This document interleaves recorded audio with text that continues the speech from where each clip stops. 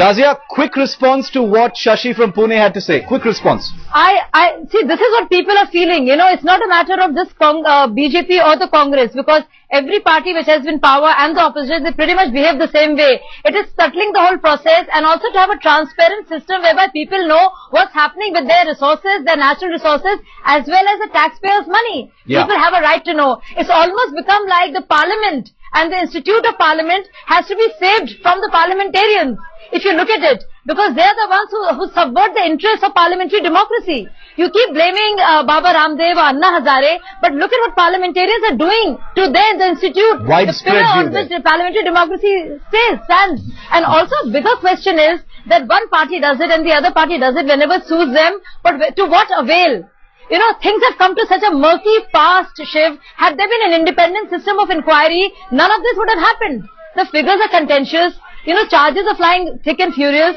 Why don't you have a system where people believe in what you have to say? Parliamentarians, I take your point, Shazia. Parliamentarians, that the view that parliamentarians themselves are subverting parliamentary democracy. PK Kohli from Gurgaon is our next caller. Mr. Kohli, go ahead. What do you want to say? We've got Sanjay Jha and Shazia Ilmi here giving us their views. What do you have to say about what's happening in Parliament? See, my concern is that Congress and BJP, they think they are answerable only to each other. There are a lot of other parties, there are other people whom they are answerable to. Because I find when Congress is in trouble, it just blames the governance of the BJP in the state or in the NDA regime, and BJP is in trouble. So they are not supposed to be answerable only to each other. So this is the easy way out they have found. You're saying that they owe an answer to the people, not just to each other. I'm going to come to Sanjay in just a moment to take that question on, but our phone is ringing off the hook because people really feel riled up about what's happening in Parliament. Balachandran from Mumbai is our next caller. He's a viewer who's calling from Mumbai. Balachandran, how do you feel about what's happening in Parliament? Are you disgusted? Are you jaded? Are you frustrated? What's going through your mind? I'm thoroughly disgusted. And at the moment, I think that we are really not even practicing democracy. A parliament is a place where you discuss and make decisions. Here, there seems to be politicians who are only aware of their street discipline, shouting and demanding. Now, you just don't make demands and expect everybody to agree.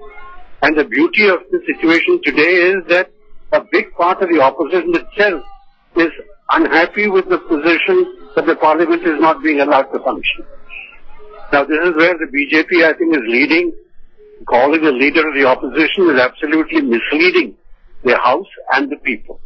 Well, it's a loss of faith in the political class, it seems. We're getting very nuanced views from our viewers today, even though this is such an emotive issue. Sanjay, coming to you. Okay, Sanjay, do you want to take that on? I mean, you know, a lot of our callers today, not just talking about, you know, the UPA is right or the BJP is doing what's legitimate. A lot of people say that they feel like they owe answers only to each other and not to the people of the country. They're making a mockery. Some even going as far as to say that they're in cahoots and they're orchestrating all this chaos in Parliament just to waste time and prevaricate from the real issue at hand. Sanjay. No, Shiv, I don't agree with that at all. You know, on the contrary, I feel this is a great moment for us to celebrate the transparency in Indian democracy. You're seeing for the first time the fact that the government, the Prime Minister himself says that I want to make a statement on the report.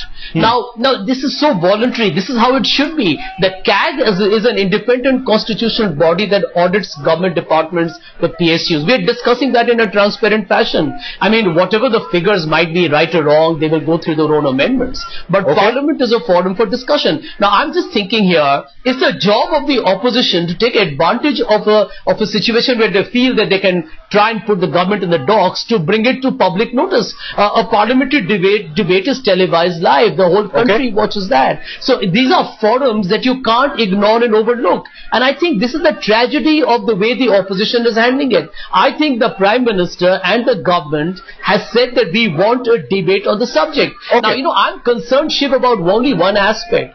there are a lot of significant legislations that are being held up. And I just hope that this is not a strategy that the opposition is trying to actually play out, is to ensure that good and powerful economic changes don't happen and you try and paralyze the government. If that is the intention, it's very anti-national and extremely subservient to the larger interest of the country.